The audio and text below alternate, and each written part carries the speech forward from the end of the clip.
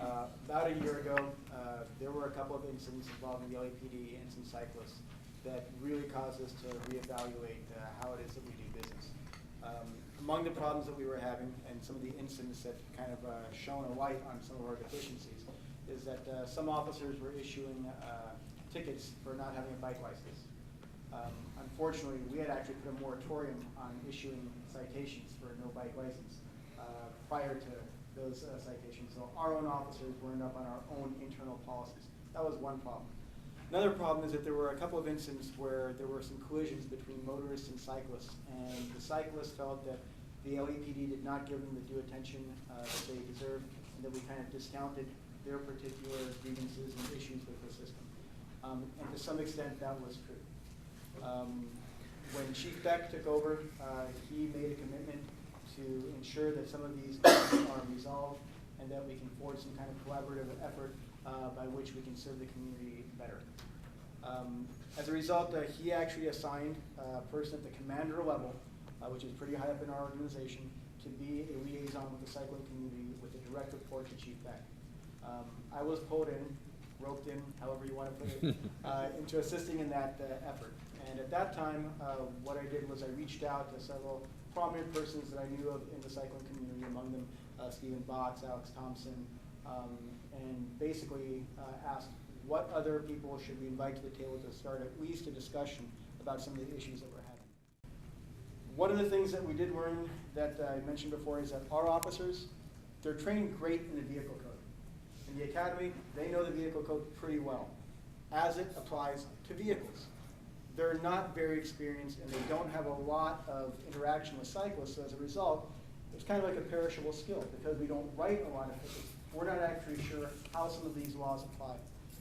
What we did to kind of at least remedy that situation is we set up a training for our officers so that they understand how the vehicle code applies to cyclists.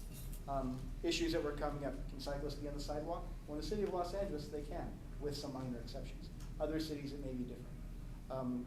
Cyclists, do they have to bike all the way to the right? Do they have to use bike lanes all the time? When can they leave the bike lanes? These are questions that some of our officers, quite frankly, didn't know. Additionally, not only were our officers not up on the vehicle code as it applied to cyclists, but they had a general, this is a generalization, their general attitude was that we don't know, and you know what, we're not going to take time out of everything else we do to really learn it. And as a result, sometimes when cyclists would challenge officers on the vehicle code, officers tend to be somewhat upset when you challenge them. Because officers, you know, they have a tough job to do, and the last thing they need is some, I'm going to use a terminology, some loudmouth getting in their face telling them how to do their job. There's a right way to do it, there's a wrong way to do it, and some cyclists are a little bit adamant themselves and animated, and the result is usually cyclists end up in handcuffs more often than motorists. And I'll address that a little bit later on. In any case, what we did was we did put out a policy statement that says, you know what, cyclists are deserving of a well-informed and well-trained police department. So one of the things that we did was we put this training video together. I'm not going to take you through the whole thing because it's kind of lengthy, about 20 minutes. I'm just going to show you the first couple minutes so you can just get the tenor of what it is that we're doing.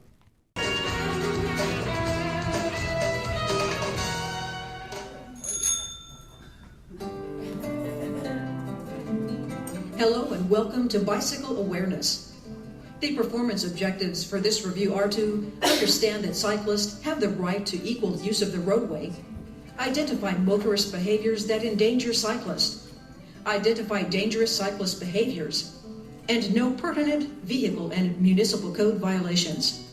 Please note, all questions are for credit. Once the question is answered correctly, the program will automatically advance you to the next page. Thank you for being patient while the page turns.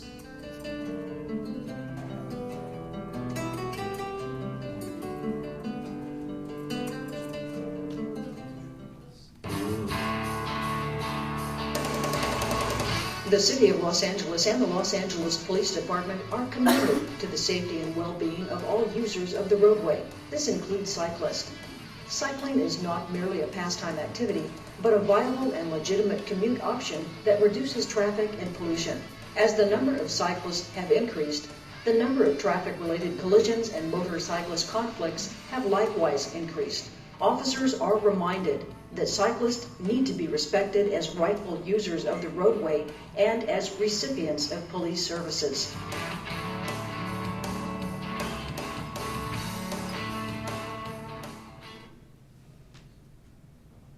Definitions.